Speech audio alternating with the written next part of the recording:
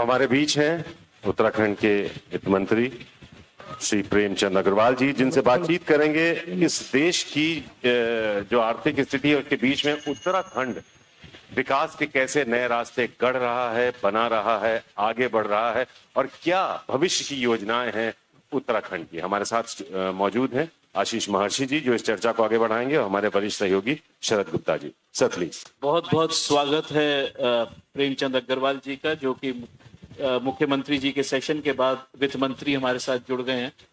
प्रेमचंद जी सीधे पॉइंट पे आएंगे। मैं जब से यहाँ आया हूँ लोग एक बात कहते हैं कि उत्तराखंड के जो जवानी है और जो पानी है दोनों ही उसके काम नहीं आता, और एक नहीं कईयों से ये बात सुनी कि ना जवानी काम आ रही है ना पानी काम आ रहा है। पलायन का ये हाल है। मैंने आंकड़े देख रहा था, एक आरटीआई कहती है कि पिछले 10 साल के अंदर 5 लाख लोग जो यहाँ के लोकल लोग हैं वो छोड़ के चले गए। करीब 734 ऐसी विलेजेस यानी गांव हैं जो कि अब घोस्ट विलेजेस बन गई हैं।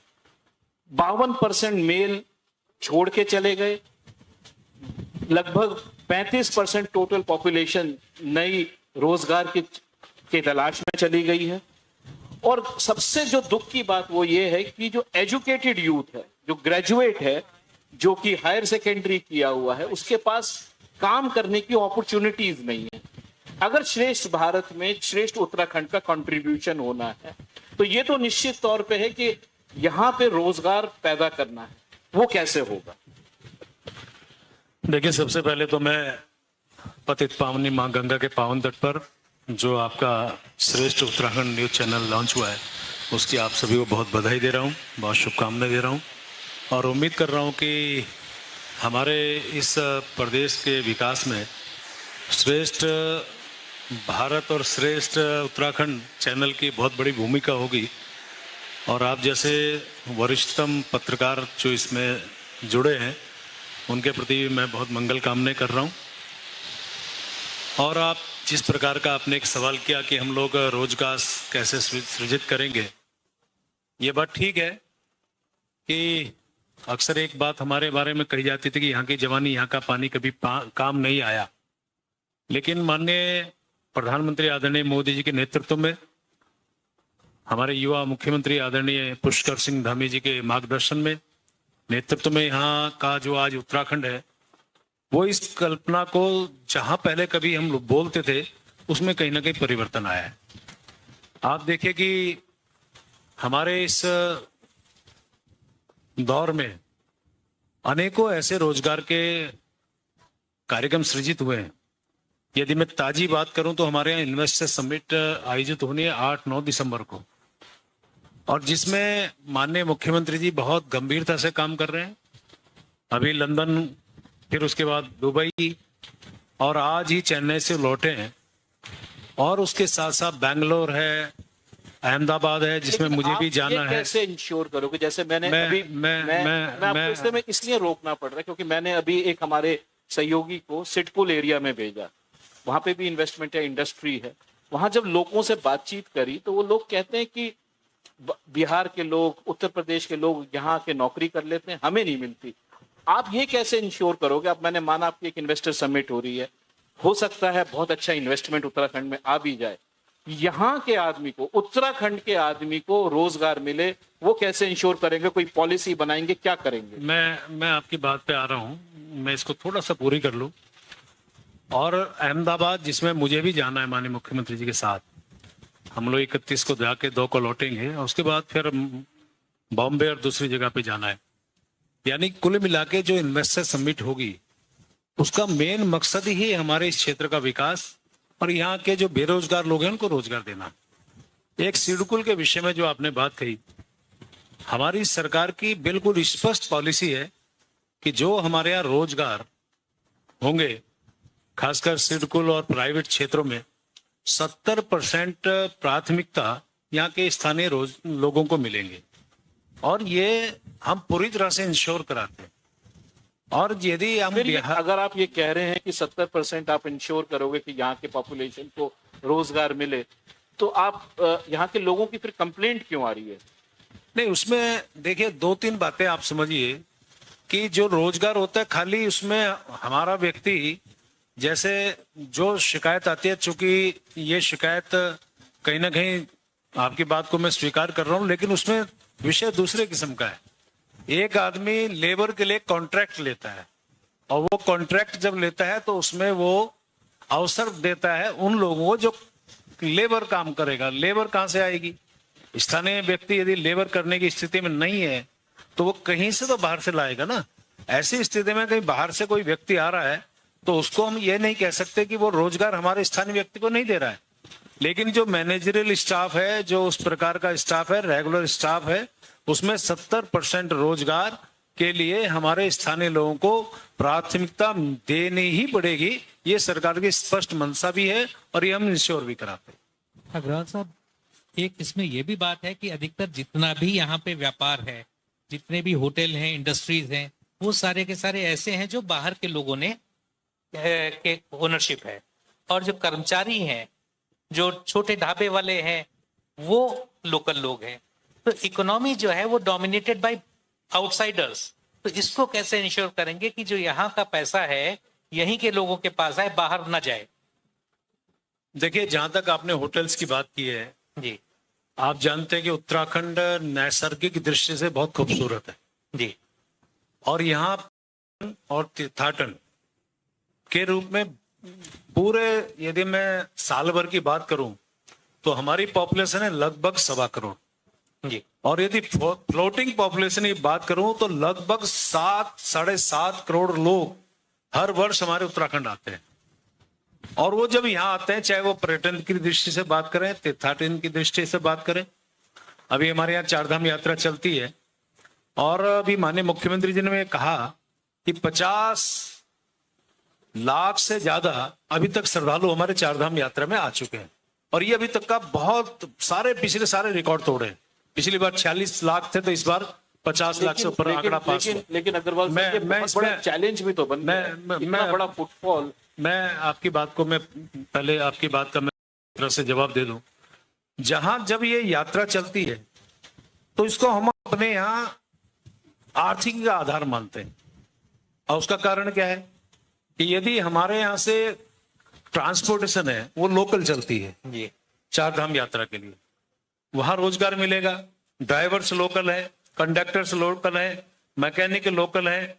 जहां जहां रास्ते से होके वो चारधाम यात्रा पे वो गाड़ियां चलती हैं, वहां जितने भी स्थानीय लोग हैं वो कहीं ना कहीं ढाबे और इस प्रकार के छोटे मोटे होटल वो खुद चलाते हैं। अग्रवाल साहब, यही तो मेरा सवाल है। उसके साथ साथ जो हमारे यहाँ पेट्रोल वाले हैं, डीजल के लोकल स्थानीय लोग हैं, वो उनको रोजगार मिलता है।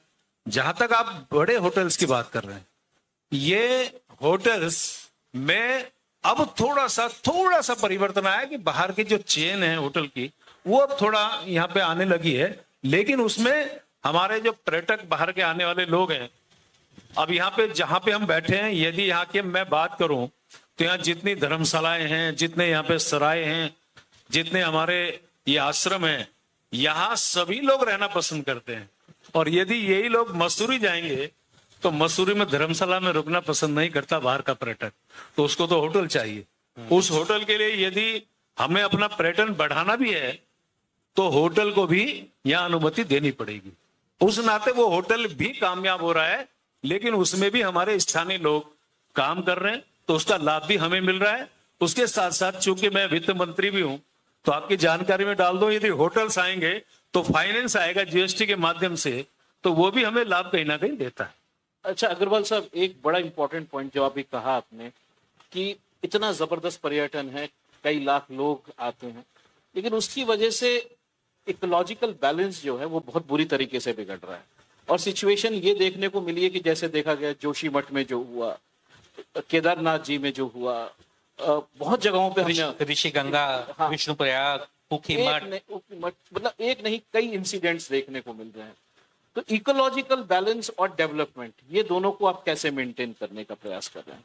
देखिए, जहां तक आपने जोशीमठ की बात की है, हमारे यहाँ पहाड़ के बहुत से ऐसे स्थान हैं जहां की कैरिंग कैपेसिटी के से ज्यादा लोगों ने वहां इंफ्रास्ट्रक्चर बनाए, बड़े बड़े। आप देखिए, फिर वही बात आई घूम के होटल्स और ये सब चीज। हालांकि वहां मैं ये कहने को तैयार भी हूं कि वो होटल्स हमारे स्थानीय लोगों के, लेकिन जो हम हमेशा कहते हैं, सरकार कहती है कि आप नियोजित तरीके से उसमें निर्माण करिए, लेकिन वह अनियोजित तरीके से जिस प्रकार से हुआ उससे कहीं हमें थोड़ा दिक्कत हुई। अभी मैं जोशीमठ के साथ साथ यदि मैं हिमाचल की बात करूं, इसी साल में कितने वहां पे लोगों को परेशानी हुई, उसी स्थिति में जैसा जोशीमठ हिमाचल में भी हुआ। ये खाली हिमाचल की समस्या नहीं है, ये तमाम पर्वतीय प्रदेशों की समस्या है, क्योंकि पर्यटक आना चाहते हैं पर्वतीय क्षेत्रों में और वो रहना चाहता है, फिर वही बात है होटल्स में। लेकिन मैं तो ऐसी स्थिति में मैं एक रिक्वेस्ट जरूर करूंगा, जब मैं बात अपनी पूरी कर लूं, आप जितने सवाल कहेंगे मैं उतनी देर तक आपकी बात का जवाब दूंगा, लेकिन एक बात मेरी पूरी हो जाने दें। बिल्कुल। तो उसमें हम लोगों ने निर्णय लिया कि जितने हमारी सरकार, माननीय धामी जी की सरकार ने निर्णय लिया, हमारे जितने इस प्रकार के जो हमारे पर्वतीय जो पॉइंट्स हैं उनकी कैरिंग कैपेसिटी का हम सर्वे कराएंगे, यानी कि आने वाले टाइम पे ये समस्या फिर पैदा ना हो, उसके लिए सरकार उनका सर्वे करा रही है ताकि लोगों को आगे आने वाले पे समस्या पैदा ना मैं हो। इसी पॉइंट पे आ रहा था आपके पास। एक मैं कहीं पढ़ रहा था 1976 की एक रिपोर्ट थी, एक कमेटी बनी थी जो कि एंशियंट लैंडस्लाइड के ऊपर थी और जो कि जोशीमठ के बारे में थी। ये कहता था कि भाई इधर जो उसके जमीन के नीचे का पोर्शन है जोशीमठ के नीचे वो हॉलो हो रहा है, और जो तपोवन हाइडल प्रोजेक्ट है और हेलांग बाईपास जो है वो उसकी वजह से हो रहा है। अब एक कमेटी की रिपोर्ट 1976 की बनी हुई है, उसको इग्नोर करके अगर इतनी बड़ी कंस्ट्रक्शन हो रही है तो कहीं ना कहीं सरकार की भी तो जवाबदेही है इसमें। नहीं, मैंने कहा ना कि अनियोजित तरीके से विकास हुआ है, ये हम स्वीकार कर रहे हैं। जहां तक आपने कहा 1976 की रिपोर्ट, अभी हमने अपने तमाम सर्विस के आधार पे भी कराए कि क्या विशेष कारण था जिसके कारण ये समस्या पैदा हुई। तो सबसे बड़ा जो कारण सामने आया वो ये है कि जो हमारा पानी है उसका निकलने का जो ड्रेजिंग जो है वो पानी निकलने की स्थिति बहुत ठीक ठाक नहीं थी, अनुकूल नहीं थी, सिल्टिंग हो जा रही है, तो उसके कारण ये समस्या आई। तो वो बात घूम के फिर आई कि अनियोजित विकास। हालांकि हमने जिला विकास प्राधिकरण बनाए थे, लेकिन स्थानीय लोगों के विरोध के कारण उसको हमने स्थगित किया और ऑप्शनल कहा कि जो व्यक्ति उस पर अपना नक्शा पास कराना चाहे तो करा सकता है, नहीं कराना चाहे तो नहीं करा सकता है। लेकिन इस जोशीमठ के बाद हम फिर ऐसा विचार कर रहे हैं कि ताकि ये समस्या आगे पैदा ना हो, तो हमने जोशीमठ के उस बात को दृष्टि में रखते हुए हमने इस पर भी निर्णय लिया। ये आपका बहुत बड़ी घोषणा है कि आप ऐसा सर्वेक्षण कराएंगे कि कैरिंग कैपेसिटी का, लेकिन ये सर्वेक्षण कब तक कंप्लीट होगा? नहीं, अभी तो शुरुआत है। अभी आप मान के चलिए कि क्योंकि किसी काम की शुरुआत यदि हम करेंगे तो हम जल्दी कोशिश करेंगे, क्योंकि ये समस्या बहुत छोटी नहीं है, बड़ी समस्या है। पर पर्वतीय क्षेत्रों को हम बहुत जल्द हमने प्रारंभ करने का इसका निर्णय लिया है, जल्द इसको हम पूरा करेंगे। क्योंकि घोषणाएं बहुत होती हैं, वो पूरी नहीं होती, तो ये घोषणा नहीं है, ये काम करने की स्थिति में हम लोग हैं, क्योंकि इसके बिना हमारा जो आने वाला समस्या, जो बहुत बड़ी समस्या कभी विकराल रूप न ले ले, उससे पहले हम लोग इस समस्या को निदान करें। एक बहुत बड़ा इशू है, थोड़ा हटके है, वो ये है हेल्थ का इशू। मेरे को अभी किसी का फोन आया और उन्होंने मुझे कहा कि मेरे रिश्तेदार, क्योंकि 5-5, 6-6 घंटे दूर हॉस्पिटल्स होते हैं, रास्ते में ही दम तोड़ दिया। और एक ही नहीं, कई फैमिलीज के साथ ये होता है कि पता चले चक्राता में रहते हैं, दूर दराज इलाकों में, जब तक विकास नगर या देहरादून तक पहुंचे तब तक आदमी ने दम तोड़ दिया। उसकी वजह जो उन्होंने मुझे बताई, क्योंकि वो यहाँ के लोकल हैं, वो ये कहते हैं कि ना तो स्कूल है, स्कूल के अंदर अगर स्कूल है तो बच्चे नहीं है, बच्चे हैं तो टीचर नहीं है, अगर हॉस्पिटल है तो डॉक्टर नहीं है, डॉक्टर है तो हॉस्पिटल नहीं है। बड़ी अजीब सी स्थिति बनी हुई है, एक विशियस सा साइकिल बना हुआ है। उस चीज को कैसे हैंडल किया जाए कि दूर दराज में, क्योंकि पहाड़ी इलाके हैं, वहां पे हॉस्पिटल होने चाहिए, कम से कम एक प्राइमरी हेल्थ सेंटर्स हो जिसकी वजह से थोड़ी मदद हो जाए आम आदमी की। लोग इस चीज से बहुत परेशान है। मैंने देखा आप लोगों ने करीब 4-4.5 हजार करोड़ रुपए का एलोकेशन भी किया हुआ है हेल्थ सेक्टर में, लेकिन वो जो 4-4.5 हजार का एलोकेशन है करोड़ का, उससे आम लोगों तक जो लाभ पहुंचना चाहिए, जो बेनिफिट पहुंचना चाहिए, वो पहुंच नहीं रहा। और ये एक आम लोगों की कंप्लेंट है जो मैं आप तक रख रहा हूं। हेल्थ के बारे में आपने कहा, ये बात सच है कि हमारे यहाँ जो एक विषय सबसे पहले आपने उठाया था पलायन को लेके, तो हमारे यहाँ शिक्षा और चिकित्सा के कारण भी लोगों ने प्लान किया था, लेकिन आज मैं कह सकता हूं कि शिक्षा और चिकित्सा के क्षेत्र में हमारी सरकार ने बहुत अच्छे प्रयास किए। अब यदि आप चिकित्सा की बात कर रहे हैं तो मैं कह सकता हूं कि ये बात तो ठीक है कि अभी तक हम सभी हॉस्पिटल में सभी डॉक्टर्स दे पाए हों, ये मैं कहने को तैयार नहीं हूं, लेकिन ये भी कहने को तैयार हूं कि पहले की अपेक्षा हमारे तमाम जो चिकित्सालय हैं, हॉस्पिटल्स हैं, उसमें मैक्सिमम हमारे हॉस्पिटल्स में डॉक्टर्स वहां पे डिप्यूट कर दिए गए। और उसके साथ साथ देखिए एक सेवा हमने और भी प्रारंभ की है, वो है टेलीमेडिसिन की। दूर दराज का व्यक्ति, बाय द वे, यदि आप देहरादून हायर सेंटर, ऋषिकेश जहां हमारा एम्स स्थित है, या और किसी बड़े स्थल पे आना चाहे और उसको समय लगता हो, तो बेहतर है कि उसको हम टेलीमेडिसिन देके जो हमारे इस एम्स के बड़े बड़े अच्छे अच्छे डॉक्टर्स उसको जो है टेलीमेडिसिन के माध्यम से सुविधा के माध्यम से उससे सीधी बात करते हैं। और दिन में लगभग, मैं एक दिन खुद इस सुविधा को देखने एम्स गया था, चूंकि मैं ऋषिकेश से विधायक भी हूं, और जब मैंने वहां देखा तो लगभग रोज के 400-500 मरीज रोज उस सुविधा का लाभ उठा रहे हैं। एक बार चीज को कॉम्प्लीमेंट करूंगा कि जो एम्स ऋषिकेश है जी, वो जबरदस्त बना जी। है। और लेकिन उसमें एक कंप्लेंट अगेन मैंने स्टोरी करवाई है, वो मैं आपको भेजूंगा अभी जरूर, कि स्थानीय लोगों से ज्यादा फायदा बाहर के लोग उठा रहे हैं। मैं यहां तक कि बता दूं कि राजधानी से हमने केस स्टडी कराई, उनको जगह नहीं मिली एम्स दिल्ली में, तो वो एम्स ऋषिकेश में जगह मिली। तो अगेन स्थानीय लोगों को लाभ नहीं मिल रहा, बाहर के लोगों को, यूपी से, दिल्ली से लोग आ रहे हैं ऋषिकेश, लाभ उठा रहे हैं एम्स में, और स्थानीय लोगों को शायद उतना लाभ नहीं मिल पा रहा। देखिए, पहले मैं, यदि आप अनुमति तो मैं इसकी बैकग्राउंड में 2-3 बातें जरूर कहना चाहूंगा। मैं आज ऐसे मौके पे अपने देश के प्रधानमंत्री रहे अटल बिहारी वाजपेयी जी को याद करना चाहूंगा। उन्होंने पूरे देश में 6 एम्स खोलने की घोषणा की थी, और मुझे गर्व है इस बात का कि एक एम्स में उन्होंने कहा कि उत्तराखंड में होना चाहिए। और ये मैं आपकी जानकारी बता रहा हूँ, चाहे हमारे अटल बिहारी वाजपेयी रहे हों या वर्तमान में हमारे आदरणीय नरेंद्र मोदी जी प्रधानमंत्री हों, इस उत्तराखंड के प्रति उनकी हमेशा लगाव रहा है। तब उन्होंने एक एम्स उत्तराखंड में लगाने की घोषणा की थी। और मुझे याद है कि उत्तराखंड में कहाँ बने, तो इस ऋषिकेश का चयन हुआ था, ऋषिकेश में घोषणा हुई थी, और सुषमा स्वराज जी उस समय स्वास्थ्य मंत्री थी, उन्होंने इसकी आधारशिला रखी थी। हालांकि मैं उसमें विधायक नहीं था, लेकिन तब मैं उस कार्यक्रम में आया था। और आपकी जानकारी में बता रहा हूं कि ये एम्स, जब यहाँ कांग्रेस की गवर्नमेंट थी, यानी कि उत्तराखंड के अंदर, इस एम्स को यहाँ से शिफ्ट करने की बारी भी आई थी। और उस समय मैं जब उस टाइम 2007 में विधायक हो गया था, तो हमने बहुत बड़ा कार्यक्रम, बहुत बड़ा प्रदर्शन इस त्रिवेणी घाट पे किया था, 2,500-3 हजार कार्यकर्ताओं और लोगों, स्थानीय लोगों के साथ, कि भी एम्स यही होना चाहिए, क्योंकि इस एम्स से पूरे प्रदेश को, पहाड़ के लोगों को, इधर आसपास के लोगों को लाभ मिलेगा। तो तब जाके यहाँ पे स्थापित हुआ, आज यहाँ संचालित हो रहा है, हजारों लोग इससे लाभ ले रहे हैं। जहां तक आपने कहा कि यहाँ पे बाहर के लोग आ रहे हैं, तो देखिए चिकित्सालय में कौन आएगा, इस पे तो आप रोक नहीं लगा सकते। मरीज कहीं से भी आएगा, उसको स्वीकार करना पड़ेगा।